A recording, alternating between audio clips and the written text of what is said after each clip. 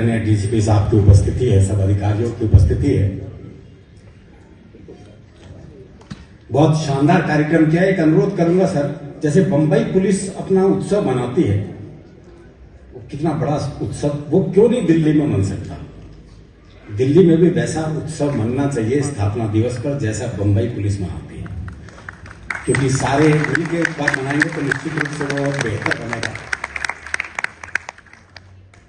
ये अभी कुछ कह रही थी क्या, घर के में कोई सुनता नहीं क्या, बाबूजी की क्या नहीं, ये मोबाइल वाली बात हुई थी, लाइन क्या थी, पंक्ति क्या, अपने घर में पराये रहते हैं। हरियाणा का बूढ़ा रह सके अपने घर में पराया? सोचो जरा भाई साहब, बात नहीं मानो तो आपत कर दे बूढ़ा। क्या बात है। मेरे बाप दादा वो अपने आंगन में लेटे हुए थे, कोई ध्यान नहीं दे रहा। अब बुजुर्गों की तरफ ध्यान ना दो तो अपनी तरफ आकर्षित करवा लेते हैं। अरे मार दिया है, ठंड में मार दिया है। वो मेरे चाचा था, उन्हें खाट उठा के धूप में रख दी, तो थोड़ी देर बाद ही अरे मार दिया है, गर्मी में मार दिया है। अरे बोले भाई क्या करे इसका, तो उन्होंने खाट ऐसी जगह रख दी जहां आधी धूप आधी छाया, तो थोड़ी देर बाद ही अरे गर्म सर्द करके मार दिया है। हरियाणा का बूढ़ा पराया महसूस करे घर, मतलब ही नहीं। हमारे यहाँ ये मतलब रिवाज ही नहीं है। हमारे यहाँ वृद्धाश्रम की समस्या भी नहीं मिलेगी। अगर हरियाणा के बूढ़े को पता लग जाए कि बेटा मुझे वृद्धाश्रम में छोड़ के आने वाला है, तो बाप खुद बेटे को अनाथालय छोड़िए, बोले जमा कर लो, इसने मेरा ना है यो। तो कौन पराया महसूस करेगा? ये आपके यूपी में होती होगी दिक्कत, हमारे यहाँ मतलब ही नहीं। हमारा बूढ़ा बड़ा मस्ती में रहता है। वो एक 80 साल का बूढ़ा बस में चढ़ा तो एक 75 साल की बुढ़िया बोली ताऊ कित जाता। अब बूढ़े के तो काटो खून नहीं थी, तो 75 साल की बुढ़िया ताऊ कह दे, इससे तो अपमान हो नहीं सकता उसका। लेकिन उसकी मस्ती देखे, साथ मस्ती फिर भी कायम रहती है। बुढ़िया बोली ताऊ कित जागा, तो बूढ़ा बोला बेटे तेरी खातिर छोरा देखने जा रहा हूं।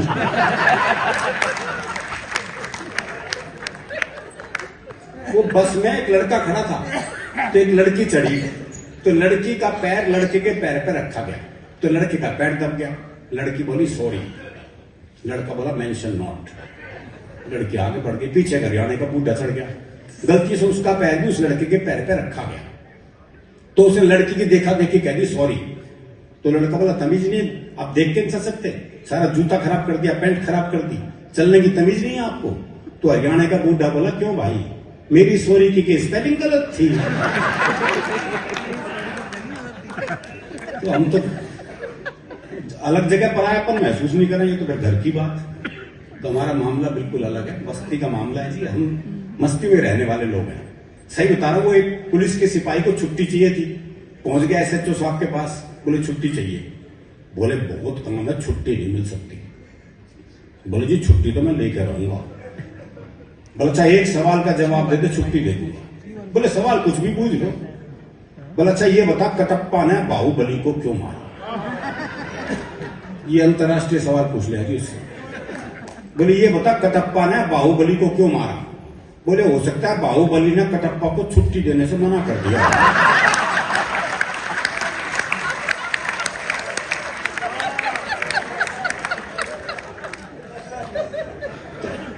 हम तो ऐसी जगह भी काम चलाते हैं क्योंकि मन में जो है वो जबान पे। वो एक मुकदमा चल रहा था, वो ताई गवाही के लिए आई। अच्छा दोनों वकील उसी के गांव के, तो पहले वकील ने पूछ लिया, बोले ताई के जाना है? खूब जाना हूं, गुलाब सिंह का छोरा है तू, एक नंबर का झूठ था, तेरी लुगाई तक तो छोड़ के चली गई थी। बेचारा वकील सामने रह गया, उसने दूसरे वकील की तरफ इशारा कर दिया, और ताई से जाना है? अच्छी तरह जानू हूं, करनेल गाने का छोरा है यो, एक नंबर का याश, तेरी लुगाई से भी इसका चक्कर था।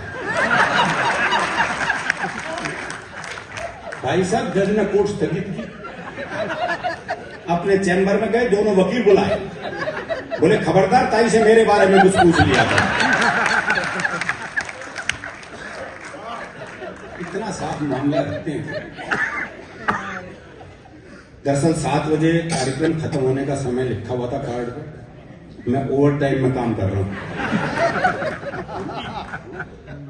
हाँ, टाइम तो हो ही चुका। ये जो अतिरिक्त फालतू समय लग रहा है इसके लिए मैं दोषी नहीं हूं जी, बिल्कुल। तो थोड़ा ही समय लूंगा, ज्यादा नहीं लूंगा, क्योंकि नहीं चाय के चक्कर में तो आए हैं, और क्या हैं।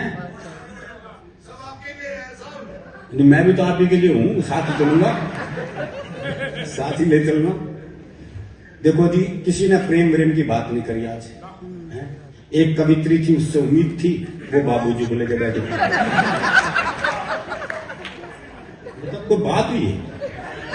ये बाकी किसी की शक्ल है श्रृंगार रस सुनाने की? अच्छा, मेरी शक्ल है तो मैं हरियाणा का हूं।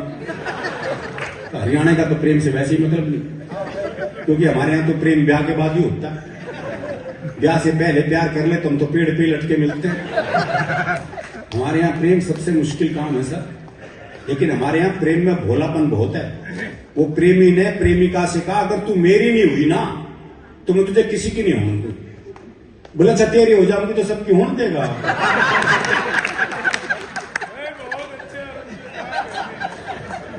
ये भोलापन है भाई।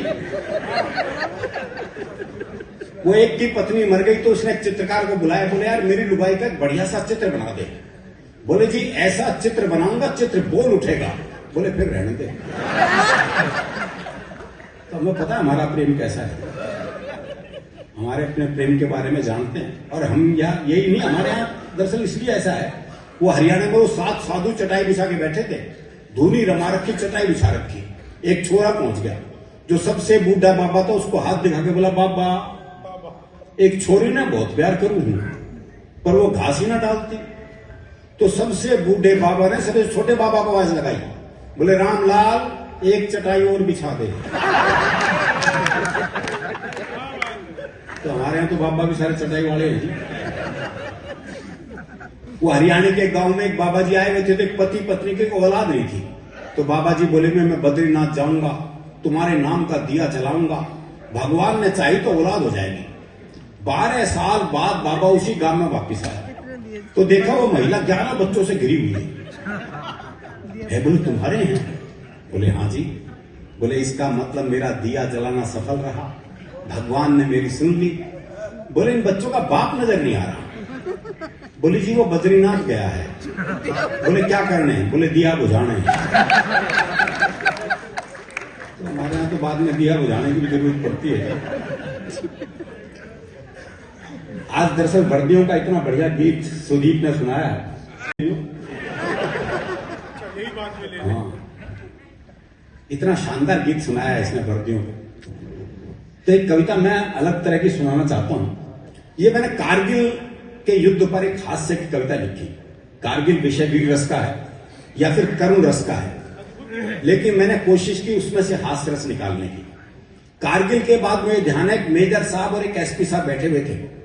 मेजर साहब बोले हमारे सेना के जवान बड़े साहसी होते हैं। एसपी बोला जी हमारे पुलिस के सिपाही ज्यादा साहसी होते हैं। मेजर बोला देखा नहीं कारगिल में हमारे जवान ने क्या जलवा किया।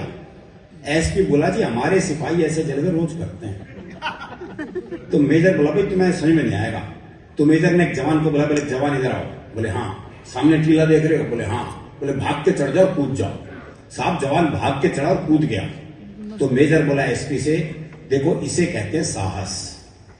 एसपी बोला रुको। उन्होंने अपने सिपाही को बोला, बोले सिपाही इधर आओ।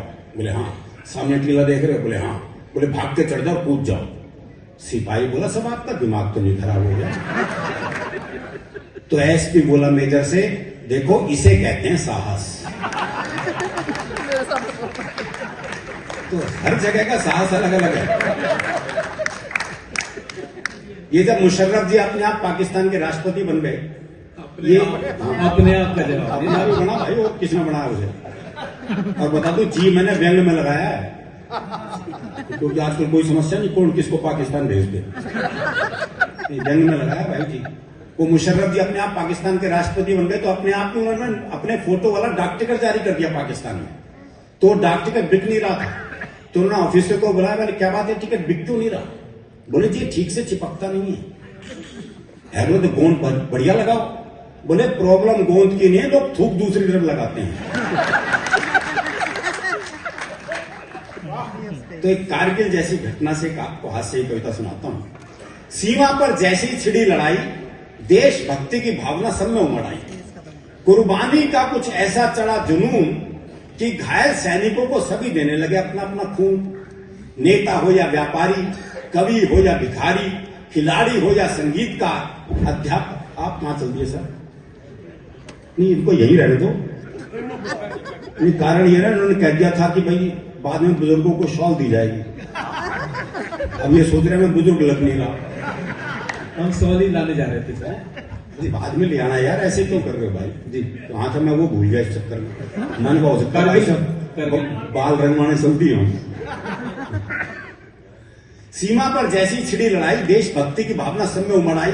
कुर्बानी का कुछ ऐसा चढ़ा जुनून कि घायल सैनिकों को सभी देने लगे अपना अपना खून। नेता हो या व्यापारी, कवि हो या भिखारी, खिलाड़ी हो या संगीतकार, अध्यापक हो या बेरोजगार, तरह तरह के लोगों का जब घायल सैनिकों में खून चढ़ा तो सबका प्रभाव अलग अलग पड़ा। एक भिखारी का खून जब सैनिक के शरीर में गरमाया तो दुश्मन का गिरेबान पकड़ के गिड़गिड़ाया, जरा इस तरफ भी ध्यान दे दे,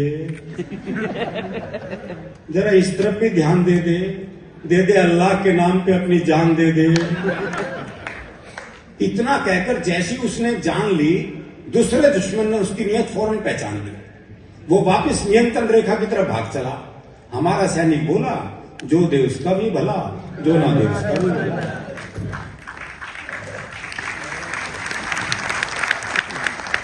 कवि का खून चढ़वाए सैनिक ने, ये कवि बड़ा खतरनाक होता है सर।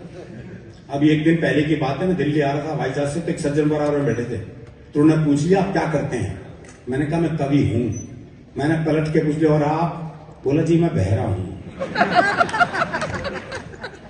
कवि का खून चढ़वाए सैनिक ने जब दुश्मन को अपने चुंगल में फंसाया तो दुश्मन गिड़गिड़ाया, माफ कर दो माफ कर दो। सैनिक बोला जाओ तुम्हें माफ किया। इतना कहके पहले तो उसने बंदूक की नाल साफ करने वाले ब्रश से दुश्मन का कान साफ किया, फिर अपनी कविताओं का बारूदी पुलिंदा बंदूक की जगह अपनी जुबान में भरा और दाग दिए 12 दोहे 24 कविताएं 36 चौपाई, और दाग दिए 12 दोहे 24 कविताएं 36 चौपाई, और जब तक उसके प्राण नहीं निकले उससे तालियां बजवाई।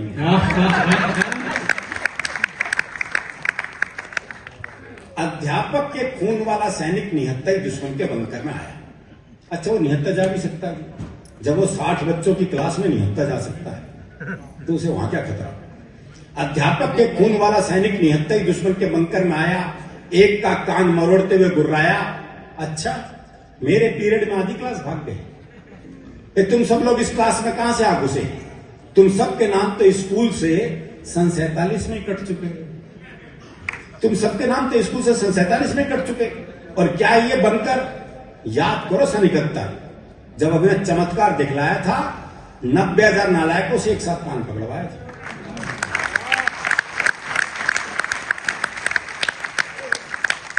अबे मूर्ख, हम सारे देश के चहेते हैं, इतिहास पढ़ाते पढ़ाते भूगोल बदल देते हैं। सुनो, ये बंदूक यहां से हटाओ, जाओ किसी पेड़ पर से एक मोटी डंडी तोड़ कर लाओ, पूरी चोटी पर उधम मचा रखा है, फौरन मुर्गा बन जाओ, और मुर्गा बने बने ही अपने खून से 40 बार जय हिंद लिखकर दिखलाओ। वाह! और मुर्गा बने बने ही अपने खून से 40 बार जय हिंद लिखकर दिखलाओ। तुम्हें बंदूक पे ना गोली भरनी आती है ना चलानी आती है, कुछ दिन मेरे घर ट्यूशन पढ़ने आओ। एक फिल्म अभिनेता का खून चढ़े सैनिक से अफसर ने का निशाना लगा। सैनिक बोला पहले कैमरामैन बुलाओ और लाइट जलवाओ। अफसर बोला लाइट जलवा के मरवाएगा? तो सैनिक बोला मुझे मरने का डर मत दिखाओ, ये काम मैं पहले भी कर चुका हूं, अब से पहले 15 फिल्मों में 50 बार मर चुका हूं। वाह! अफसर चौका, 15 फिल्मों में 50 बार? ऐसा तूने क्या करा था? सैनिक बोला क्यों, रीटेक में क्या तेरा बाप मरा था? फिल्मोनिया से ग्रस्त व्यक्ति के खून ने और कमाल दिखाया। आगे बढ़ते दुश्मन को देखते ही चिल्लाया, जानी तुम्हारे पांव देखे बहुत गंदे हैं, इन वादियों में घिन आएगी, इन्हें हमारी जमीन पे मत रखना, जमीन मैली हो जाएगी। और शिक्षा व्यवस्था पर एक व्यंग, एक सैनिक का बहुत ही मजबूत था कांधा, उसने 4 दुश्मनों का गट्ठर सा बांधा, उठाया, पीठ पर लटकाया और सारे युद्ध क्षेत्र का नक्शा बदल दिया। जब वो 5वें दुश्मन को एक हाथ में पानी की बोतल की तरह लटका कर चल दिया, सब हैरान परेशान, खा गए गच्चा। लेकिन ये किस्सा है सच्चा, क्योंकि उस सैनिक को खून देकर आया था एक स्कूल का बच्चा। क्या गजब किया। एक सैनिक को गलती से एक नेता का खून चढ़ गया, यहां गलती होगी साहब। एक सैनिक को गलती से एक नेता का खून चढ़ गया, ठीक होते हुए फ्रंट की बजाय दिल्ली की तरफ बढ़ गया। उसे फ्रंट का सही मतलब समझाया गया और सीधा कारगिल भिजवाया गया। वहां तोपों को देखते उसका कलेजा हिला, अच्छा यही है वो फोर्स तोप जिसका कमीशन मुझे आज तक नहीं मिला। चल छोड़, अभी इस चक्कर में क्या पढ़ना है। फिर अफसर से बोला, अच्छा बताओ मुझे किस चुनाव क्षेत्र से लड़ना है। अफसर ने कहा द्रास। वो बोला क्या कहा, मद्रास? मुझे तो उत्तर भारत में कहीं से लड़ा दो। अफसर गुस्से में बोला, इसे सीधा टाइगर हिल पे चढ़ा दो, इसे सीधा टाइगर हिल पे चढ़ा दो। वो सिर फिरा, चढ़ते चढ़ते कई बार गिरा। इस दृश्य का आप लोग आनंद लें। वो सिर फिरा, चढ़ते चढ़ते कई बार गिरा, जहां भी 2-4 सैनिक दिखे वहीं रस्सी छोड़ दे और वोट मांगने के लिए दोनों हाथ जोड़ दे। खैर सारे रास्ते उसने खूब वायदे किए, खूब आश्वासन दिए, खूब भाषण पिलाया और इसीलिए टाइगर हिल पे चढ़ ही नहीं पाया। वो तो शुक्र है इसी दौरान बंद हो गई लड़ाई, वरना पता नहीं क्या गुल खिलाता भाई। और कविता की सबसे महत्वपूर्ण और अंतिम पंक्तियां आप तक पहुंचा रहा हूं, वरना पता नहीं क्या गुल खिलाता भाई।